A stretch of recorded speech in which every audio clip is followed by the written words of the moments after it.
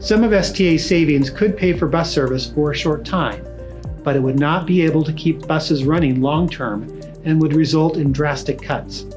STA savings are there for projects and upgrades and for emergencies.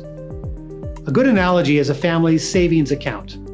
You wouldn't want to pay ongoing household expenses like groceries, gas, and utilities from a savings account, or eventually that savings account is going to run out. Savings are for big purchases and for emergencies. STA operates the same way. We plan and save for projects, keep some money set aside for emergencies, and don't dip into savings for ongoing expenses. Operating daily bus service is an ongoing expense. It includes paying for drivers, mechanics, fuel, parts, and maintenance for our buses and facilities. Using savings to pay for ongoing expenses would drain the savings account.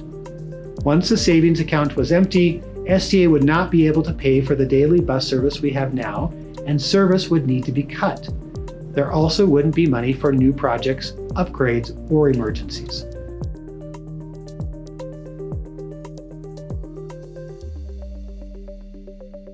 If STA lost sales tax revenue, there would be two main risks. Bus service would need to be reduced, and many projects and upgrades would be at risk. Let's break that down. First, the service. The sales tax pays for the new service voters approved in 2016. The drivers, buses, fuel, and maintenance. If the tax goes away after 2028, and STA paid for operations with savings, then those savings would run out in about 2 or 3 years. So significant cuts to bus service would be needed.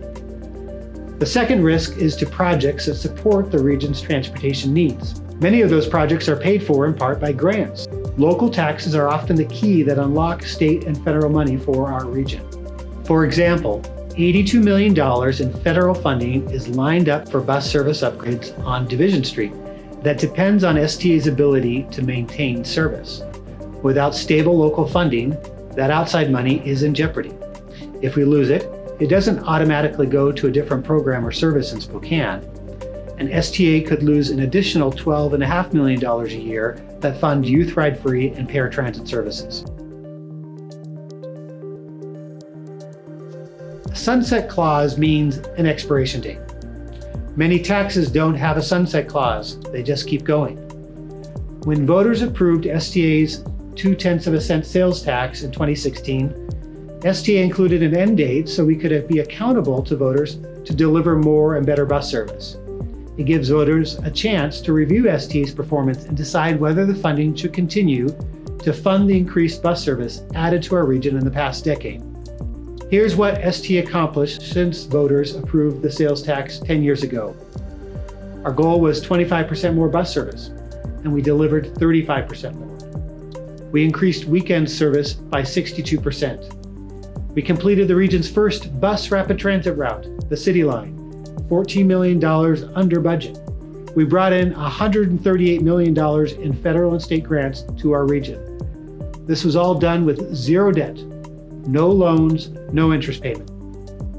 The sunset clause means voters can now decide whether the additional service was a good investment and whether it should continue. No, the buses are not mostly empty. Buses are designed to be able to carry a lot of people at different points on a route throughout the day. This means the bus will have fewer people at some points to be sure there is room for higher demand. That's the way transit systems are designed to work. STA carries an average of 35,000 rides every weekday, and we served just under 11 million rides last year. That's a lot of people who depend on transit.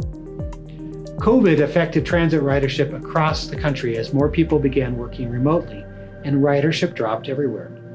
The national average was an 80% drop.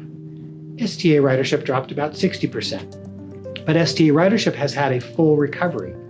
More people are riding today than they did in 2019. Nationally, that puts STA in the top 10% of all transit agencies for ridership recovery.